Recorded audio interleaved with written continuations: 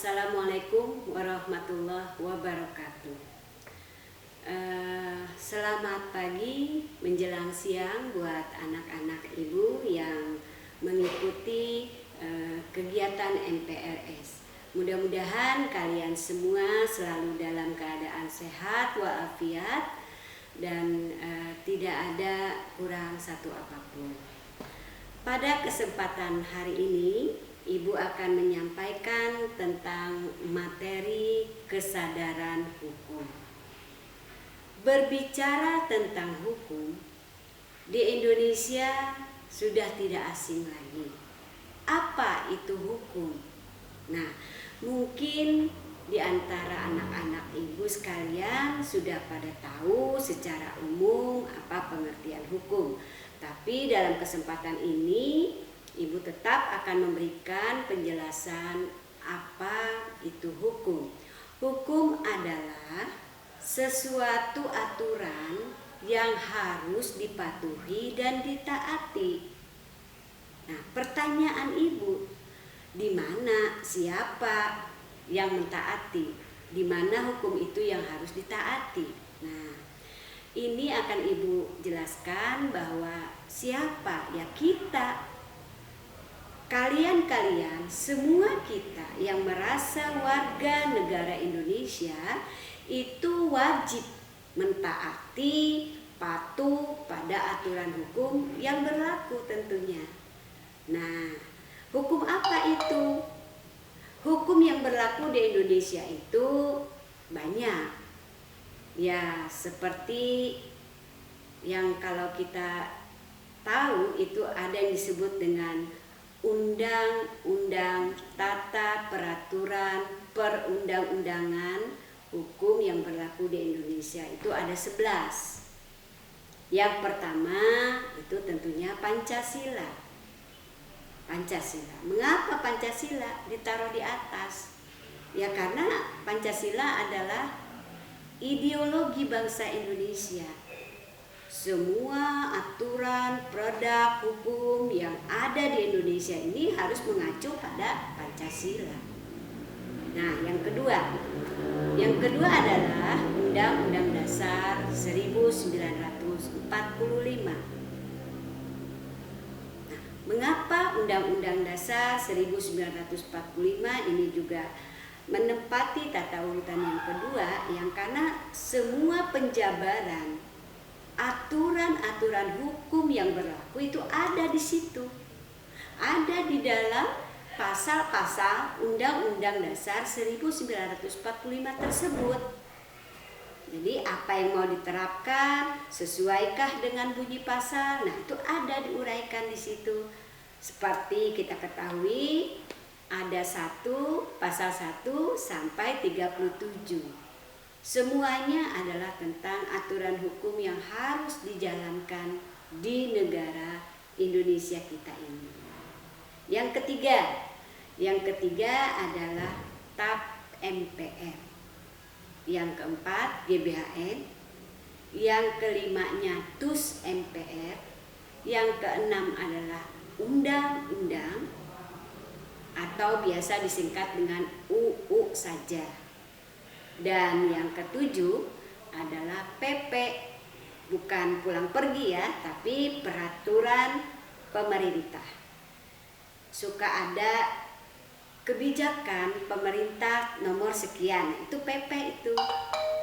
Ya, baik tentang pendanaan BOS, baik tentang tertibnya berpakaian seragam di sekolah, itu PP yang ngaturnya. Lalu di bawah PP itu urutan yang ke-8, yaitu ada yang disebut dengan Kepres. Kepres itu singkatan dari keputusan presiden. Nah, yang ke-9 adalah Inpres, instruksi presiden. Jadi setiap kebijakan yang diambil oleh presiden, apakah kenaikan BBM misalnya, kenaikan sembako, itu Inpres namanya, instruksi presiden. Nah, yang ke-10 ini adalah Kepmen, keputusan menteri. Nah, yang ke-11-nya adalah Inmen atau instruksi menteri. Nah, inilah ke-11 aturan-aturan hukum yang ada di Indonesia yang harus ditaati, dipatuhi oleh kita sebagai warga negara Indonesia. Adik-adik sekalian atau anak-anak ibu sekalian yang ibu banggakan, kalau kita sudah tahu, oh ini yang harus dipatuhi, apa hubungannya dengan kesadaran hukum? Baik, kesadaran hukum itu artinya kita menjalankan aturan hukum tadi itu harus sadar betul. Yang kita lakukan, yang kita jalankan, ini kira-kira merugikan orang lain tidak ya? Ini kira-kira melanggar aturan hukum yang berlaku tidak ya? Seperti itu. Nah, seperti contoh, tentunya anak-anak atau adik-adik ibu sekalian di sini sudah mempunyai motor. Ya, apa syarat yang harus dipakai untuk mengendarai motor? Punya SIM yang pertama. Syarat buat SIM tentu cukup usia. Tapi kita dipaksa untuk menggunakan motor. Karena katanya sudah punya motor banyak nggak dipakai. Jadi itu tetap melanggar. Dalam hal ini apapun yang kita lakukan, kepentingan baik sih sebetulnya ya pakai motor teh untuk ke sekolah. Tapi tetap kita itu sudah mengabaikan, melanggar aturan hukum. Yang kedua, suka tidak pakai helm. Sama, ini juga melanggar aturan lalu lintas penggunaan helm. Jadi, yang wajib digunakan, dipenuhi untuk pengendara motor adalah satu, punya SIM atau memiliki SIM. Yang kedua, memakai helm. Nah, kalau di lingkungan sekolah, apa tuh aturan hukum yang harus kita patuhi? Ya, banyak. Sekolah, setiap sekolah punya aturan hukum. Tidak ada orang, lembaga yang tidak mempunyai aturan. Contoh, sekolah di SMA Negeri 1 Pelabuhan Ratu masuknya tepat jam 7. Nah, ini salah satu contoh aturan hukum. Yang kedua, selama KBM itu tidak diperkenankan untuk keluar daripada gerbang. Kalaupun keluar tuh ada kepentingannya, ada keperluannya. Jadi kalau tidak ada kepentingan yang kuat, tidak ada keperluan yang akurat gitu ya, entah misal sakit, orang tuanya ada keperluan, nah, ini baru boleh diizinkan resmi keluar anak tersebut dalam izin sekolah gitu. Jadi resmi gitu. Tidak main-main, tidak keluyuran, tidak kelayapan di jam-jam pelajaran. Nah, ini aturan-aturan dari sekolah. Oh ya, jangan lupa satu lagi yang harus Ibu ingatkan, tentunya penggunaan pakaian seragam yang sudah diberikan oleh sekolah. Tidak usah dimodifikasi lagi. Seperti roknya, seperti bajunya, itu nggak perlu dimodifikasi lagi. Arti dimodifikasi apa?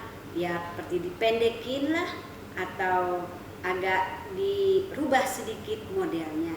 Itu yang disebut dengan melanggar aturan hukum yang ada di sekolah.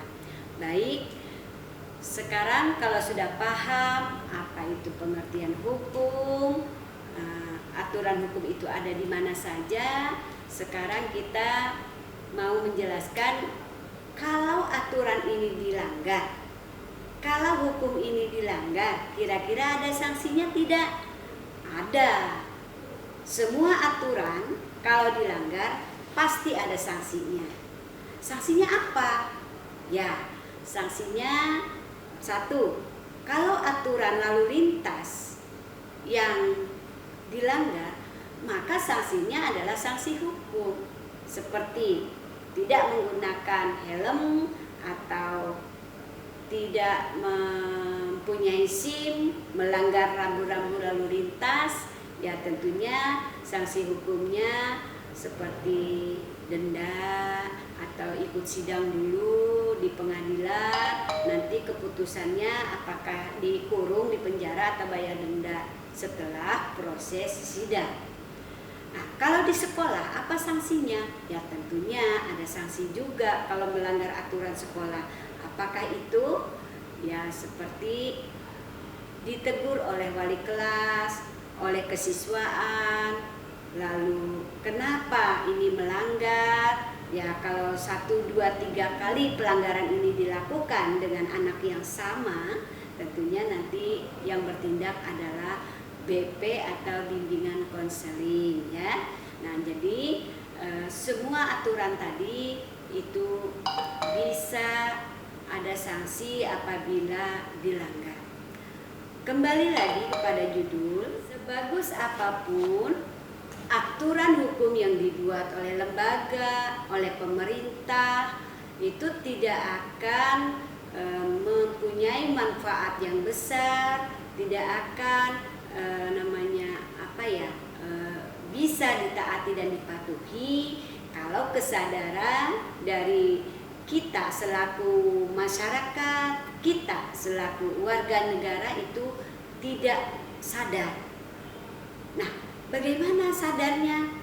Yaitu harus kembali ke dalam diri kita masing-masing. Sebetulnya penanaman kesadaran ini sudah ada di rumah, dari keluarga, dari sekolah, ya. Ini sudah ditanamkan rasa kesadaran ini. Contoh, bagaimana di rumah sudah ditanamkan. Orang tua kalian, ibu bapak kalian, itu melarang kalian untuk pulang terlambat. Kan salah satu contoh. Atau boleh pergi malam, tapi jangan lewat dari jam 8 atau jam 9. Ini aturan dari keluarga. Ini contoh penanaman kesadaran terhadap taatnya kita terhadap peraturan yang dibuat. Di sekolah jelas. Di sekolah banyak sekali aturan yang harus kalian sadari betul bahwa ini saya harus patuh. Kalau kalian sudah menyatakan pilihan saya masuk SMA Negeri 1 Pelabuhan Ratu, berarti udah siap dengan berbagai aturan yang berlaku di SMA Negeri 1 Pelabuhan Ratu ini. Apa itu? 1. Tepat waktu datangnya ke sekolah. Ya jam 7. Jam 7 harus sudah ada di sekolah. Masuk. Jadi datang terus masuk pada pelajaran-pelajaran yang sudah ada.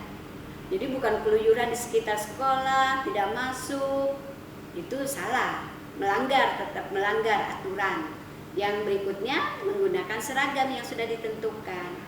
Jadi bajunya itu ada yang harus dimasukin, ada yang nanti batik, yang itu memang boleh dikeluarkan, boleh dimasukkan. Nah itu harus ditaati, patuhi. Tiap hari Senin pakai topi dan pakai dasi. Pakailah pakaian sekolah yang sudah diberikan, sepatunya, topinya, dasinya, seragamnya. Jadi jangan ada yang dimodif-modif yang lain-lain. Nah ini yang berikutnya, ya pulang tepat waktu ya, jangan pulang duluan. Ya kita udah ketentuan jam 15.30 itu berakhir jam pelajaran. Nah maka jam segitulah kalian harus boleh meninggalkan SMA Negeri 1 Pelabuhan Ratu dan kembali tentunya pulang ke rumah masing-masing.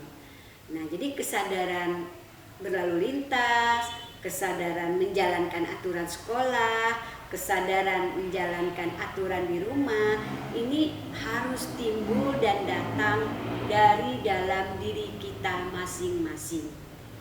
Ya, mudah-mudahan dengan apa yang sudah Ibu sampaikan bisa membuka wawasan kalian. Oh ya, saya harus sadar. Mudah-mudahan dengan cara seperti ini kita semua terbentuk menjadi insan Pancasila yang disiplin, insan manusia yang beragama, yang berakhlakul karimah, yang berdisiplin. Insya Allah kalian akan menjadi generasi penerus, generasi yang akan memegang tampuk pemerintahan ini di masa yang akan datang. Tapi tentunya dengan disiplin, dengan kesadaran disiplin yang tinggi, yang bagus. Nah, sampai di sini penjelasan dari Ibu. Ya, di akhir Ibu akan memberikan 3 pertanyaan sebagai bentuk daripada kalian bisa mengulang kembali ingatan kalian dengan penjelasan yang Ibu berikan. Ada 3 bentuk pertanyaan yang akan disampaikan oleh Ibu. Yang pertama yaitu definisi hukum itu apa? Ya, kalian silakan berapresiasi untuk menjawabnya. Tidak persis sama dengan teks yang Ibu sampaikan. Boleh, yang penting intinya sama. Yang kedua, kalau dilanggar, kira-kira hukum itu ada sanksinya tidak? Nah, tolong dijawab saja bagaimana tangkapan daripada materi yang Ibu sampaikan. Yang ketiga, ini adalah kesadaran hukum itu timbulnya di mana? Ya. Nah, untuk teknis menjawabnya bagaimana, ya boleh nanti ada panitia yang mengarahkan, entah nanti di lembaran atau melalui apa nanti ya, nanti ada panitia yang akan menjelaskan. Nah, sebelum Ibu akhiri sampai di sini, mudah-mudahan apa yang Ibu sampaikan bermanfaat untuk kedepannya. Wabillahi taufiq wal hidayah. Assalamualaikum warahmatullahi wabarakatuh.